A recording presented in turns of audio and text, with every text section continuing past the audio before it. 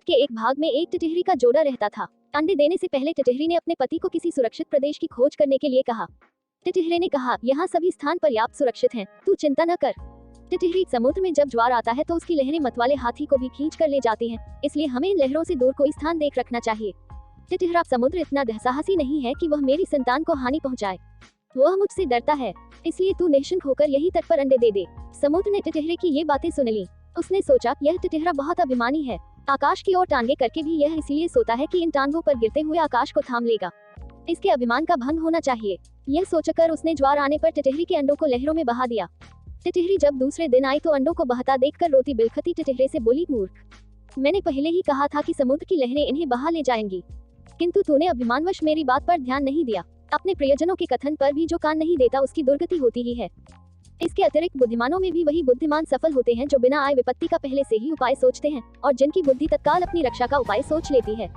जो होगा देखा जाएगा कहने वाले शीघ्र ही नष्ट हो जाते हैं।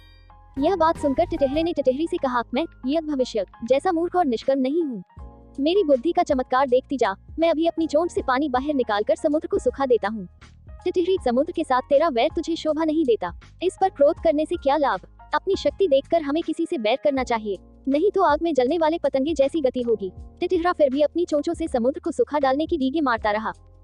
तब टिटहरी ने फिर उसे मना करते हुए कहा कि जिस समुद्र को गंगा यमुना जैसी सैकड़ों नदियां निरंतर पानी से भर रही है, उसे तू अपने बूंद भर उठाने वाली चोंचों से कैसे खाली कर देगा।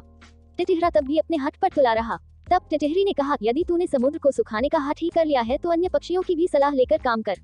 कई बार छोटे दो प्राणी मिलकर अपने से बहुत बड़े जीव को भी हरा देते हैं, जैसे चिड़िया, कटफोड़े और मेढक ने मिलकर हाथी को मार दिया था। टिटहरा, अच्छी बात है, मैं भी दूसरे पक्षियों की सहायता से समुद्र को सुखाने का यत्न करूंगा। यह कहकर उसने बगुले, सारस, मोर आदि अनेक पक्षियों को बुलाकर अपनी दैत कथा सुनाई। उन्होंने कहा, हम तो अशक्त हैं, किंतु हमारा मित्र गरुड़ अवश्य इस संबंध में हमारी सहायता कर सकता है। तब सब पक्षी मिलकर गरुड़ के पास जाकर रोने और चिल्लाने लगे, गरुड़ महाराज, आपके रहते हमारे पक्षीकुल पर समुद्र ने यह अत्याचार कर दिया, हम इसका बदला चाहते हैं। आज उसने टिटहरी के अंडे नष्ट किए हैं, कल वह दूसरे पक्षियों के अंडों को बहा ले जाएगा। इस अत्याचार की रोकथाम होनी चाहिए, अन्यथा संपूर्ण पक्षीकुल नष्ट हो जाएगा। गरुड़ ने पक्षियों का रोना सुनकर उनकी सहायता करने का निश्चय किया। उसी समय उसके पास विष्णु का दूत आया। उस दूत द्वारा भगवान विष्णु ने उसे सवारी के लिए बुलाया था।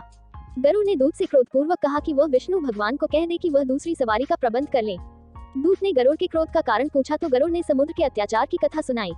दूत के मुख से गरुड़ के क्रोध की कहानी सुनकर भगवान विष्णु स्वयं गरुड़ के घर गए। वहां पहुंचने पर गरुड़ ने प्रणाम पूर्वक विनम्र शब्दों में कहा, भगवान, आपके आश्रम का अभिमान करके समुद्र ने मेरे साथी पक्षियों के अंडों का अपहरण कर लिया है। इस तरह मुझे भी अपमानित किया है। मैं समुद्र से इस अपमान का बदला लेना चाहता हूँ। भगवान विष्णु बोले, गरुड़, तुम्हारा क्रोध युक्तियुक्त है, समुद्र को ऐसा काम नहीं करना चाहिए था। चलो, मैं अभी समुद्र से उन अंडों को वापस लेकर टिटहरी को दिलवा देता हूँ। उसके बाद हमें अमरावती जाना है। तब भगवान ने अपने धनुष पर आग्नेय बाण को चढ़ाकर समुद्र से कहा, दुष्ट, अभी उन सब अंडों को वापस दे दे, नहीं तो तुझे क्षण भर में सुखा दूंगा। भगवान विष्णु के भय से समुद्र ने उसी क्षण अंडे वापस दे दिए।